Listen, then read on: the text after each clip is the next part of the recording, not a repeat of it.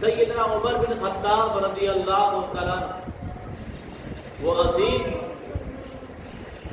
صحابی رسول تھے جن کو اللہ نے یہ طاقت دی تھی 22 لاکھ مربع میل پر آپ نے حکومت کی 22 لاکھ مربع۔ آج جو فلسطین کا مسئلہ ہے اس بارے میں جب پڑھتے ہیں کہ آپ کے دور میں کیا مسئلہ تھا بیت المقدس کا، آج یہودی قابض ہوئے بیٹھے ہیں، اس دور میں عمر بن خطاب رضی اللہ تعالیٰ کے دور میں آپ نے بیت المقدس کے لیے سپہ سالار کو بھیجا اسے فتح کیا جائے بیت المقدس کو۔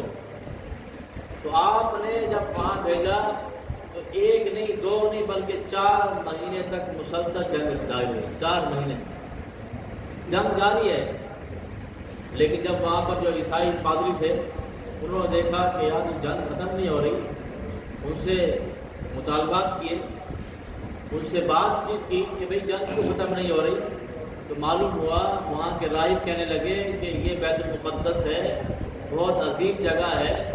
حضرت سیدنا ابو عبیدہ بن جراح وہاں سے تھے، اسلامی جو لیڈر تھے، جو پورے کمانڈر بن کر پوری فوج کے کمانڈر بن کر آپ کو بھیجا گیا تھا۔